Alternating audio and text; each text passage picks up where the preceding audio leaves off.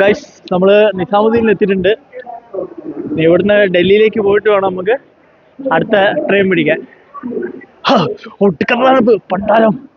ഇങ്ങനെ കമന്റെല്ലാം നോക്കി എങ്ങോട്ടാ പോണ്ടേ നോക്കിയപ്പോ നമുക്ക് സ്ഥലം കിട്ടി. നമ്മൾ നേരെ നേപ്പാളിലേക്ക് വിടുകയാണ്. അപ്പോൾ നിസാമുദ്ദീനിൽ എത്തിയിട്ടുണ്ട്. ഇനി ഇവിടുന്ന് ഡൽഹിയിലേക്ക് കയറണം. എന്നിട്ട് അവിടുന്ന് വേണം ട്രെയിൻ സെറ്റാക്കാൻ. ഒരു പ്ലാൻ ഇല്ലാത്തതുകൊണ്ട് ഡൽഹിയിൽ നിന്ന് നമ്മൾ നേപ്പാളിലേക്ക് പോകുന്നു. ഇല്ലെങ്കിൽ നമുക്ക് നേരെ ഉത്തർപ്രദേശിലേക്ക് പിടിക്കായിരുന്നു. പക്ഷെ നമ്മൾ പ്ലാൻ ചേഞ്ച് ചെയ്തതുകൊണ്ടാണ് ഡൽഹിയിൽ നിന്ന് അങ്ങോട്ടേക്ക് പോകുന്നത്. ഒട്ടുക്കത്ത തണുപ്പ് ഇവിടെ. വിചാരിച്ച തണുപ്പൊന്നുമില്ല, ഒട്ടുക്കത്ത തണുപ്പ്. ഞാൻ ട്രെയിനിന് എനിക്കൊരു തണുപ്പ് അടിച്ചപ്പോൾ ഞാൻ എന്താക്കി ഫുഡ് എടുത്തിട്ട്, അതുകൊണ്ട് ഞാൻ രക്ഷപ്പെട്ട്. ഫുഡ് എടുത്ത് മുകളിലിട്ടു, പക്ഷെ അടിയിലിട്ട് നിക്കറായി പോയി. ഒട്ടും തണുപ്പ്. മെട്രോ സ്റ്റേഷൻ പിടിച്ചിട്ട് വേണം ഡൽഹി സ്റ്റേഷനിലെത്താൻ. എന്നാൽ മാത്രമേ ജനറലിൽ നമുക്ക് സീറ്റ് കിട്ടുള്ളൂ. അങ്ങനെ നമ്മൾ മെട്രോ സ്റ്റേഷൻ്റെ മുന്നിലെത്തിയിട്ടുണ്ട്. പക്ഷേ മെട്രോ തുറക്കണമെങ്കിൽ 6 മണിയാവും. നമ്മളിച്ചിരി നേരത്തെ എത്തിപ്പോയി. അപ്പോൾ അതിൻ്റെ അകത്ത് നിൽക്കുകയാണ്. ഇനിയിപ്പോൾ 6 മണിക്ക് തുറന്നാൽ മാത്രമേ നമുക്ക് അതിൻ്റെ കയറാൻ പറ്റുള്ളൂ. ഇച്ചിരി തണുപ്പ് കുറവുണ്ട്, നടന്നുകൊണ്ടാന്ന് തോന്നുന്നു. നമ്മൾ സിനിമ കാണുന്ന മറ്റേ ടാക്സി പൈസ. അങ്ങനെ നമ്മൾ ആദ്യമായിട്ട് റാപ്പിഡോ ബുക്ക് ചെയ്തിട്ടുണ്ട്. ഇവിടെ മെട്രോൻ്റെ അടി വന്നിട്ട് എനിക്കൊന്ന് മനസ്സിലായി, എന്തോ pink line, red line, yellow line എന്നൊക്കെ ഉണ്ട്.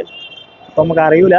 അപ്പോൾ നമുക്ക് ഏറ്റവും എളുപ്പം റാപ്പിഡോ ബുക്ക് ചെയ്യുന്ന 60 രൂപയെങ്കിൽ 60 രൂപ പണ്ടാരം അവിടെ എത്താലോ. നമ്മൾ മെട്രോ സ്റ്റേഷൻ അല്ല, റെയിൽവേ സ്റ്റേഷൻ്റെ ഫ്രണ്ടിൽ എത്തിയിട്ടുണ്ട്. ഇനിയിപ്പോൾ എപ്പോഴാണ് ട്രെയിൻ എന്നൊക്കെ നോക്കിയിട്ട് വേണം അടുത്ത ട്രെയിൻ ബുക്ക് ചെയ്യാൻ. ഇവിടുന്ന് ഡൽഹിയിൽ നിന്ന് എത്ര 16 മണിക്കൂർ അങ്ങാനുണ്ട് അങ്ങോട്ടേക്ക്. ഇനിയിപ്പോൾ അടുത്ത ജനറലിൽ തന്നെ 16 മണിക്കൂർ. ഇവിടുത്തെ തണുപ്പ് എങ്ങനെയാണോ, ചുണ്ടൊക്കെ എനിക്ക് പോയി. ഫോൺ ലോക്ക് പോലും തുറക്കാൻ പറ്റില്ല, അമ്മാതിരി തണുപ്പ്.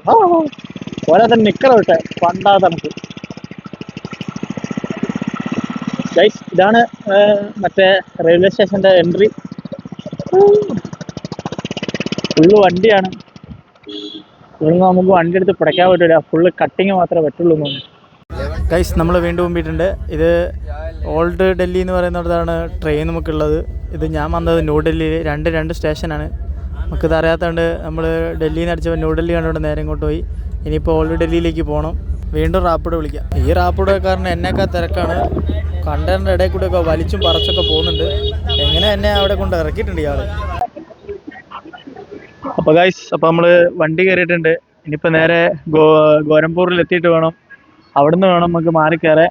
അപ്പോൾ നമ്മൾ വീണ്ടും അതുപോലെ ജനറൽ ടിക്കറ്റ് എടുത്ത് സ്ലീപ്പറിൽ തന്നെയാണ് നിൽക്കുന്നത്. നമുക്കൊരു മലയാളി മച്ചാനെ കിട്ടി ഡൽഹിയിൽ നിന്ന്. മച്ചാനെ നാളാണ്, അതുകൊണ്ട് മച്ചാൻ പൊത്തിയാണ്. അപ്പോൾ മച്ചാൻ്റെ കൂടെയാണ് ഇരിക്കുന്നത്. ഞാൻ ഇന്ന് രാത്രി 12 മണിക്ക് എത്തും. മച്ചാനെ മിസോറാം എവിടെയാ? ഗുവാഹട്ടി. മേഘാലയ ഗുവാഹട്ടിയിലേക്കാണ് പോകുന്നത്. അപ്പോൾ അതിപ്പോൾ വീണ്ടും രക്ഷപ്പെട്ടു. ഇല്ല, ഭായിമാരുടെ വീണ്ടും നമ്മൾ ഗോരഖ്പൂർ സ്റ്റേഷനിൽ എത്തിയിട്ടുണ്ട്.